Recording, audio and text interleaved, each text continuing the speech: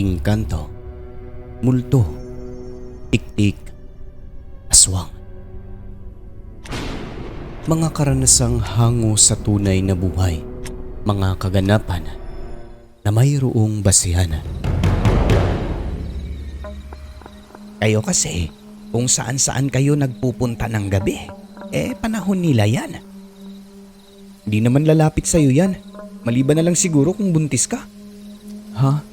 Natatakot lang talaga ako eh. Pasensya ka na tol, hindi ko naman alam na ganyan ang mangyayari. Aswang pala yan. Sinabi ko na sa inyo dati, di ba?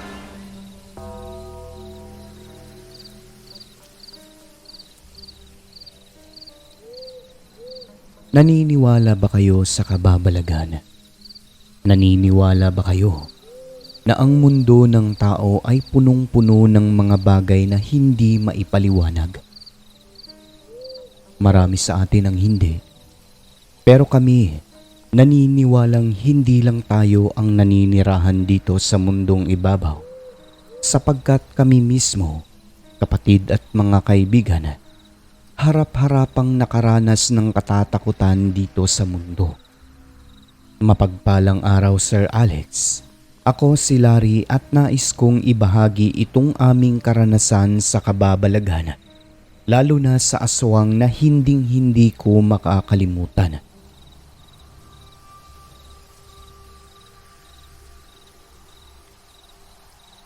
Meron kaming maliit na sakahan sa bukid. Ang tanim ay mais at kung minsan ay palay. Simula mga bata pa lang, tumutulong kami ng kapatid ko kay tatay. Nang tumungtong ng high school, madalas doon na kami natutulog tuwing gabi kung minsan kasama si tatay. Subalit, kami talaga ng nakakabata kong kapatid ang madalas na naiiwan doon. Nagbabantay sa mga tanim at mga alagang hayop. Sobrang tahimik doon. Malungkot kung kami lang dalawa ng kapatid ko. Pero kapag nandyan ang kaibigan, masaya kami. Magtimpla ng kape sa gabi, kwentuhan sa duyan ilalim ng puno, hanggang sa dalawin ng antok. Maliit lang ang kubong tinutulugan namin doon. Sakto lang sa 3 tao yung higaan sa loob. Sa lugar na yon, parati kaming nakakarinig ng huni ng tiktik tuwing 10:00 ng gabi. Yun bang parang may oras din yung pagdaan nito? Tapos may parte ng lugar kung saan kahit malayo, dinig naming umaalulong ang mga aso ng sabay-sabay. Ang napapansin namin, nag-iingay sila minuto lang pagkatapos dumaan ng tiktik sa amin. Ayon kay tatay, aswang daw po yung inaalulungan ng mga aso. Yung tiktik din daw yon na dumadaan din sa kanila. Nasanay na lang kami na ganun yung maririnig namin doon tuwing gabi. Pero kapag dumadaan na yung tiktik na yon, tulad ng laging paalala ni tatay, tumahimik lang, lalo na kapag kami lang ng kapatid ko sa kubo. Hindi kasi normal na ibon yon, aniya, dahil mga nilalang din sa dilim ang tiktik. Mayroong bantog na aswang dun pero hindi naman po nananalo ng kabaryo lalo na sa amin. Buhat ng ayon kay tatay, magkakilala umano yung lolo namin at yung aswang na yon, na noong mga panahon na yon buhay pa talaga. Ang lolo at lola, matagal na pong namayapa pero ang bantog sa kabila, buhay na buhay pa din kahit ubod ng tanda na. Alam mo Sir Alex, naniniwala kami na ang mundo ay puno talaga ng kababalagan. Sapagkat kami mismo, nakaranas ng mga bagay na hindi maipaliwanag dun mismo sa aming uma. Ibabahagi ko po ang lahat at ito po yung una. Nakakita na po kami ng San Telmo. Sobrang lapit lang nito na kung tatansyahin mga 3 di pa lang mula sa aming kinatatayuan. Bakit ko naman nasabi na hindi normal? Kasi meron bang apoy na tumatampisaw sa ibabaw ng tubig sa may palayan, di ba? Nag-iiba ang kulay ng isang santelmo. Kaya pagkakita namin nun, agad kaming umatras ng kapatid ko ng dahan-dahan hanggang sa tumakbo na palayo. Ayon kasi sa mga naririnig naming kwento, ang mga santelmo hahabol daw kapag sobrang lapit mo dito. Ang dapat gawin kung nasa iyong harapan ito, dahan-dahan kang gumalaw palayo, yung tipong hindi ka makalikha ng hangin. Nadadampi sa nilalang na yon upang hindi susunod sa iyo. Kaya ganun ang ginawa namin. Pagkadistansya ay tumakbo na kami ng kapatid ko pauwi sa kubo.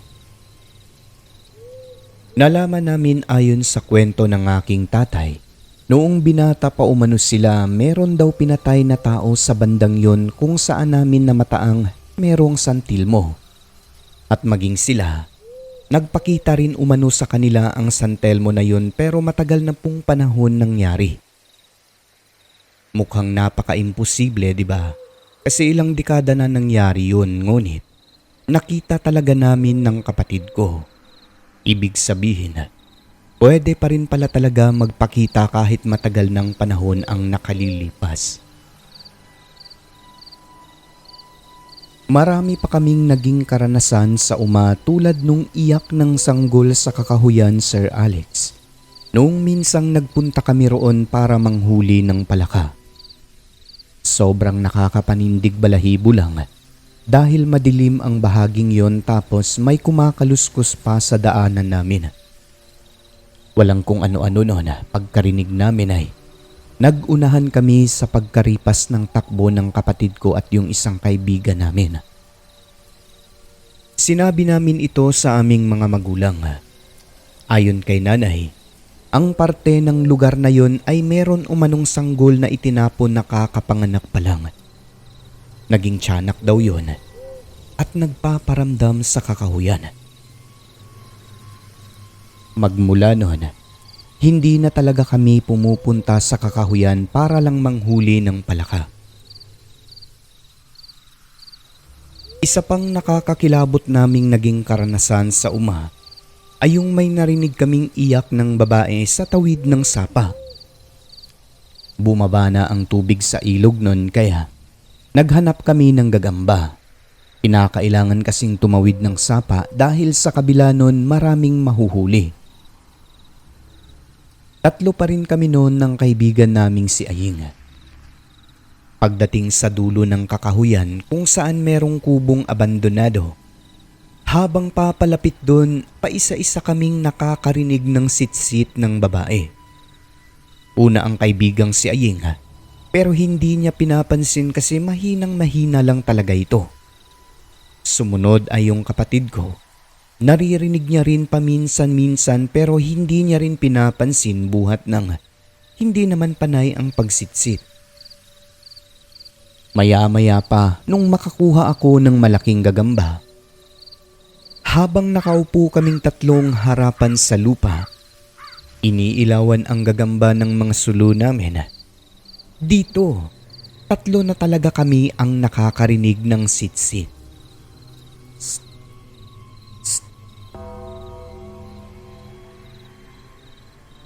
Malamig na sitsit na animoy nasa tabi lang. Sa puntong ito, ako ang unang kinilabutan dahil ako ang pinakaunang nakatuntun kung saan nagmumula ang sitsit na yon. Halos himatayin ang kapatid ko at kaibigan naming si Aying sapagkat pagkatingala ko, nasa likod nila ang babaeng nakaputi ng damit. Nakaharap sa amin. At ako ang unang nakasilay, kaya agad kong natapon ang malaking gagamba sa kanila. Nagtaka naman ang dalawa, nagulat din sa reaksyon ko kasi ayon sa kanila, titig na titig umano ako sa likuran nila na namumutla. Paglingon nilang dalawa, walang kung ano-ano nagsikaripasan na sila ng takbo. Sigaw pa ng sigaw ng tulong kasi nawala raw ako bigla sa harap nila. Magpaiwan ba ako Ako ang nakaunang nakakita, kaya hayon. Mabilis pa sa 4:00 na naiwan ko ang dalawa. Pagdating namin sa kubo, hindi maitsura ang mga mukha naming tatlo. Putlang-putla rin silang dalawa at wala nang suot na mga tsinelas tulad ko. Tumakbo kami ng kay dilim noon dahil ang mga sulo namin ay namatay at naitapon namin sa kung saan sa labis na hilakbot. Sa sobrang nerbiyos, hindi na dumaan sa tamang daanan. Takbo na lang ng takbo. Ang nasa isip namin makaligtas sa tiyak na kapahamakan at ang importante ay tama naman yung direksyon na tinatahak namin. Kaya hayon ang nangyari, napuno ng sugat yung mga paa naming tatlo, pati mga kukos sa paa, hindi na batid na tanggal na pala. Ang nakakatakot pa sa tagpo na yon, 2 di pa lang siguro yung nilalang na nakatayo mula sa aming kinaroroonan. Kahit sino siguro, mamumutla talaga sa takot. Yung mga dibdib namin noon, halos puputok na sa lakas ng kabog. Tandang-tanda ko pa ako na ilang segundo ring nakatitig sa nilalang. Kitang-kita ko na wala itong mukha. Walang hitsura. Itim lang. Tapos nakayuko ito na nakaharap sa aming tatlo. Matapos ang pangyayari na yon, hindi na talaga kami nagpupunta sa abandonadong kubo roon. Kinabukasan, nilagnat ang kapatid ko at kaibigan naming si Aying. Sa aming tatlo, ako lang ang hindi nilagnat dahil malakas ang aking tungan. Sila'y mahina kaya tinablan talaga sila at nilagnat. Naging maayos naman po yung kanilang kalagayang dalawa nung pinatignan sa manggagamot. Sabi sa kanila, dala lang umano ng nerbiyos kaya nilagnat. Kayo kasi, kung saan-saan kayo nagpupunta ng gabi, panahon nila yan.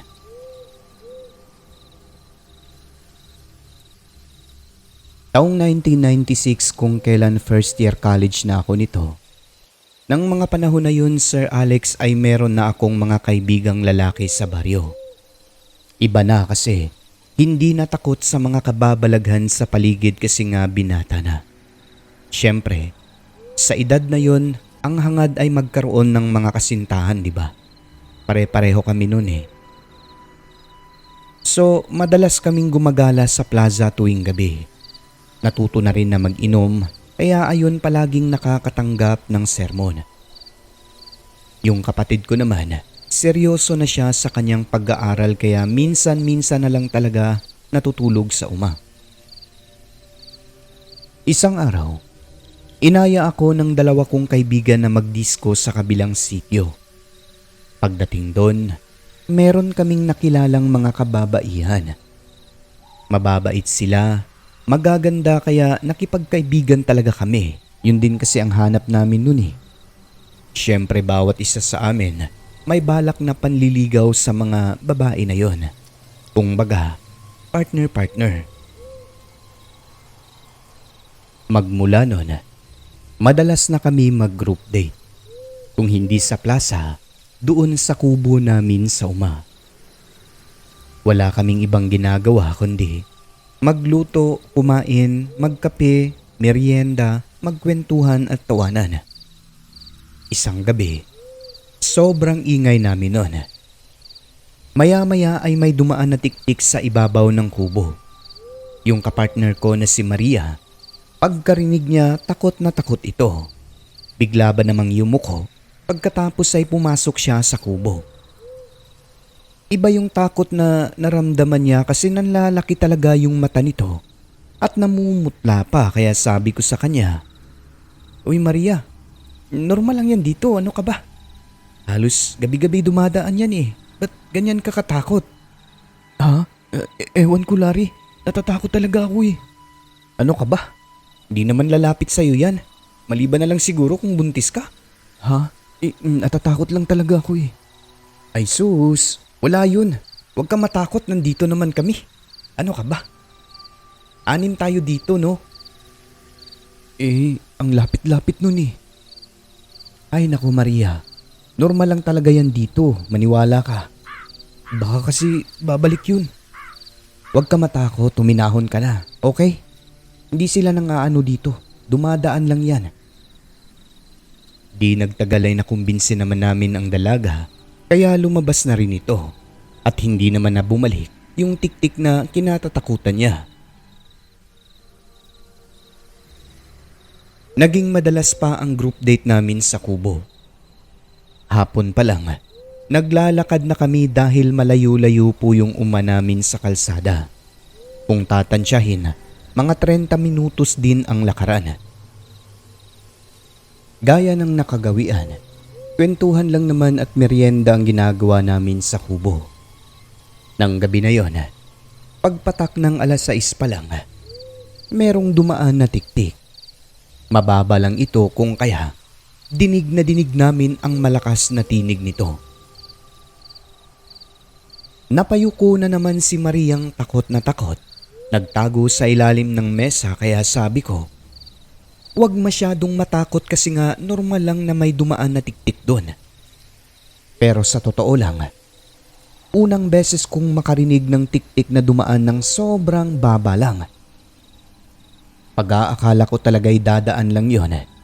Ngunit ilang sandali pa, bumalik ang tiktik at nagpaikot-ikot sa ibabaw ng kubo namin. Makailang beses yun kaya tumakbo na ang mga babae papasok sa kubo. Natakot sila kasi parang naging agresibo ang nilalang. Yung isang kaibigan naming lalaki, bigla ba namang sinigawan at sinabing, "Hoy tiktik, totoo ka bang aswang? Bumaba ka nga at magpakita sa amin." Nang walang kung ano-ano, biglang may bumagsak sa bubungan ng kubo namin. Sa sobrang lakas at bigat, nabutas talaga ang pawid at lumusot pa yung dalawang hindi namin mawari kung kamay ba o paa ng aswang. Ngunit ang sigurado, mahahaba ang kuko nito. Kitang-kita naming lahat na bigla itong lumusot sa bubong at kumakalmot pa. Nang dahil doon, agad kong dinampot ang pamalo ni tatay sa kwarto at pinagpapaluyong parang kamay na may mahahabang kuko. Agad din namang inalis ng aswang. Pagkatapos ay lumipad at nagpaikot-ikot sa ibabaw. Dahil sa ginawa ng hayop na aswang, ang bubong namin kitang-kita na ang liwanag ng buwan. Ang mga kababaihan na may hindi magkamayaw sa labis na sindak. Sigaw sila ng sigaw. Pinapakalma ko sila at sinabing huwag mag-ingay masyado dahil mas lalong magiging agresibo ang aswang. Bakit mo kasi biniro, Tol? Itik-tik yun eh. Aswang pa rin yun. Pasensya ka na, Tol. Hindi ko naman alam na ganyan ang mangyayari. Aswang pala yan. Sinabi ko na sa inyo dati, di ba? Ngayon alam mo na. Ang tiktik ay hindi ordinaryong ibon yan. Mga aswang din yan, Tol. Nagsiiyakan na ang kababaihan. Sabi ko naman sa kanila, huwag nang maingay at kung maaari ay hinaan ang boses upang hindi lalong mag-agresibo ang nilalang. Ang naisip kong paraan, yung mga bawang namin sa lutuan, kinuha ko lahat dinikdik, hinalo sa asin at sinaboy sa bubong ng kubo namin. Matapos nun kahit papaano ay hindi na lumapit ang tiktik dahil sa amoy nito. Nais na nilang magsiuwian nun kaso hindi pwede dahil kinakailangan pang maglakad ng mahigit 30 minuto sa daan. Kako sa kanila, huwag na lang muna kayong umuwi. Dito na lang tayo magpaumaga. Mas delikado sa daan. Baka doon pa kayo mapahamak eh. Pumayag naman ang mga ito kaya ang ginawa ko, tinakpan ang mga butas sa bubong na binutas ng aswang. Pagkatapos ay sinindihan ang lahat ng mga sulo. At habang nakaupong nakikiramdam, mabuti na lang Sir Alex, dumaan yung kabaryo naming magsasaka na si Mang Kaloy. Sakay ng kalabaw nito na may hila-hilang karwata at may kargang kokonting kamote. Ang taong ito, isang waray mula sa Leyte. Kahit saan siya magpunta, lagi niyang kasama ang 2 alagang malalaking aso. Ayon sa kanya, naririnig niya ang boses ng mga babae. Nagtataka umano siya kung saan ito galing. At nung papalapit na sa amin, yung kanyang 2 malalaking aso, tumitingala umano sa may kubo namin tapos parang may sinusundan na lumilipad sa ibabaw. Tumatahol, tapos galit na galit. Kaya tinawag niya ang pangalan ng aking tatay kasi pag-aakala niya nandoon lang sa kubo. Pero ako ang sumagot at yung mga kasamahan kong babae kaya agad siyang huminto. Nang malaman niya ang nangyari, agad niya kaming tinulungan. Kaya raw pala nakatingala ang aso niya dahil merong lumilipad na aswang. Pinasakay niya kaming lahat sa kariton at hinatid sa bahagi ng daan kung saan marami ng tao o safe na maglakad. Bago nagkahiwalay, muling paalala nito, huwag na huwag biruin ang mga tiktik o kung ano pa mang kakaibang ingay na naririnig sa gabi. Huwag na huwag maghamon dahil maaaring ikapahamak mo ito.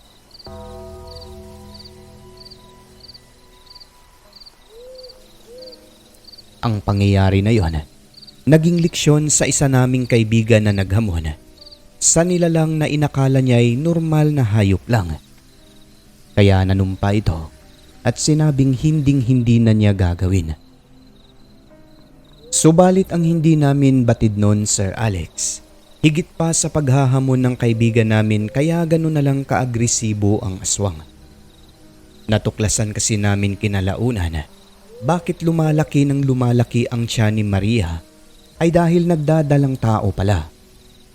Hindi ako ang ama dahil ni minsan ay hindi ko siya naging kasintahan at hindi nagalaw. Magkaibigan lang kami dahil hindi ko pa siya niligawan noon.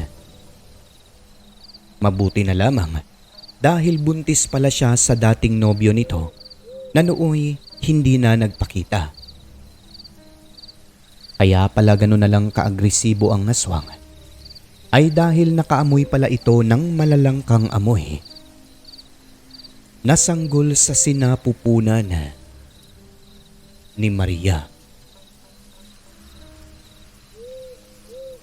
Magbabahagi pa po ako ng iba pang mga kwento. Maraming salamat kung mai-airy po ito sa programa ninyo. Hanggang sa muli. Larry ng Mindanao. At ngayon ay madako naman po tayo sa ating membership shoutouts mga igan. Binabati ko unang-una Rancid Horror Stories 5 months member na. Kay Jabir Amindato 1 month member, Cheng's Channel 14 months. Kay Story Hikes of Totski 34 months member na. Mr. L na 2 months. Kay Jeffrey Bunyad na 23 months sa member na. Kay Rose Kim na 16 months member. Kay Mike 31 months. Kay Susana Dorn 5 months member na. Samantha Cruz 5 months. Kay Rosary Jayarante 7 months member. Jim Semilia 29. Last but not the least kay Madam Christine Olzon na 49 months sa member na. And maraming salamat po sa inyong lahat na mga kaibigan ko, tunay na mga kaibigan sa supporter Mula noon hanggang ngayon, nandidiyan pa rin po, patuloy na nakasuporta.